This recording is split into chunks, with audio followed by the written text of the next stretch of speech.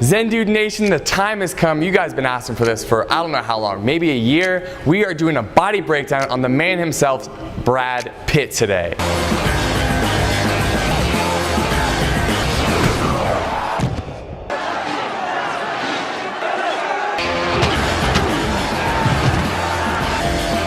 Specifically, we're going to be talking about Brad Pitt's physique in the movies Fight Club and Snatch. Why? Well, in those movies specifically, he had a very Zen Dude-esque physique. He was lean, he was chiseled, he was athletic. It was a kind of body that looks good but also feels good as well. Now today we're going to talk about Brad Pitt's journey to create the physique that he had in those movies. But don't worry, if you're not as lean as he is, or if you feel like you have more of a journey to go than he did, that's okay. We're going to take you to that physique no matter where you are right now. Now let's talk about where Brad Pitt was starting specifically.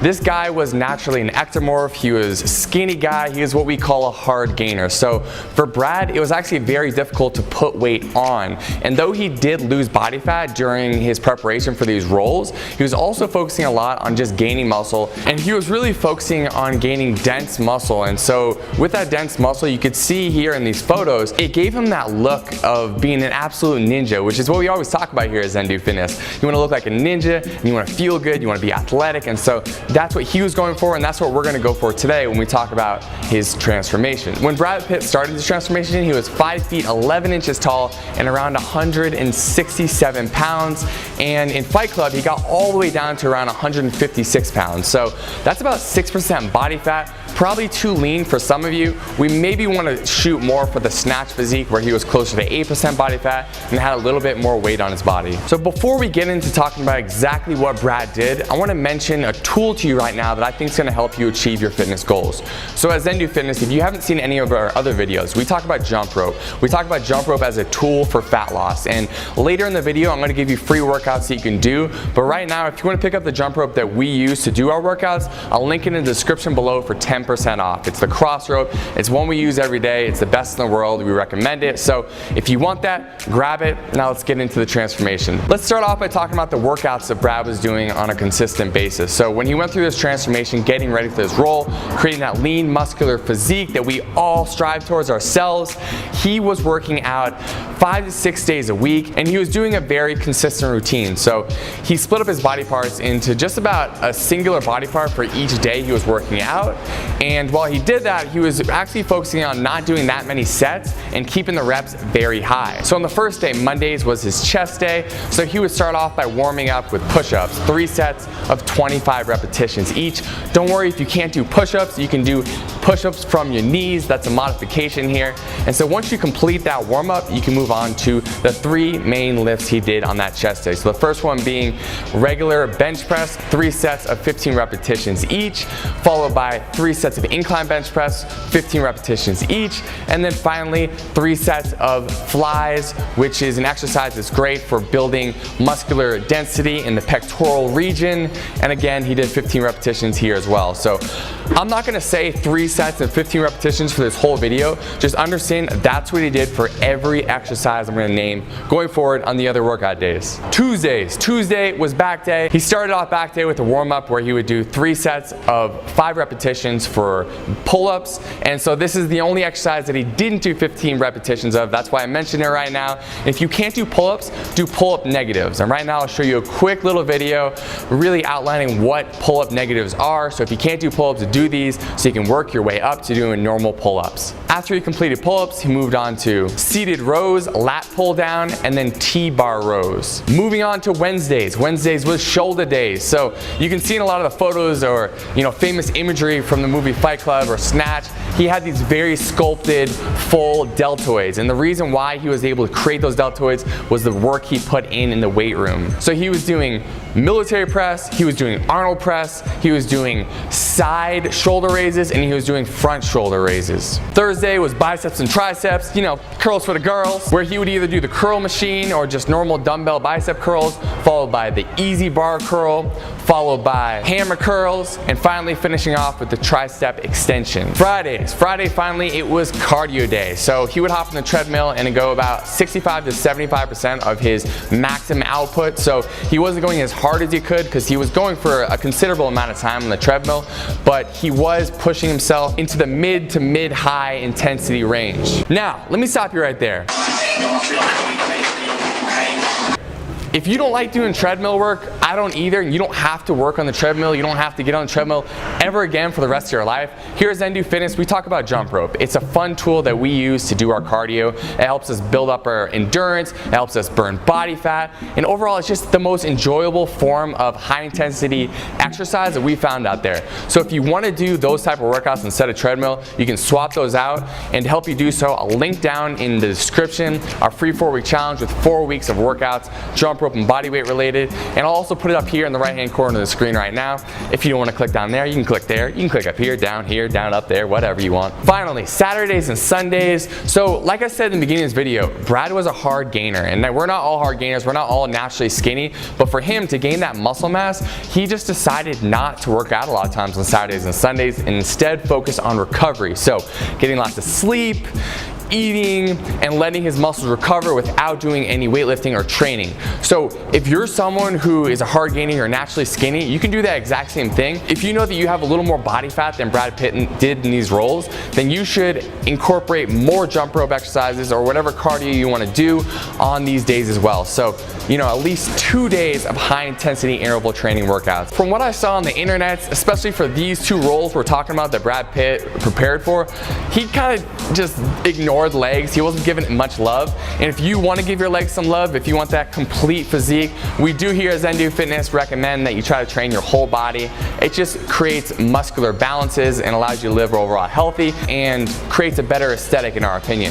So if you want to do leg workouts, you can go ahead and take like the shoulder and then tricep and bicep day and just clump those together, make that one workout day, and then open up one day and insert a leg day. And so on that leg day, you can do leg extensions for a few sets, you can do leg hamstring curls for a few sets, some back squats for a few sets, and some standing calf raises as well. That'll be sufficient. Again, 3 sets, 15 reps for each exercise.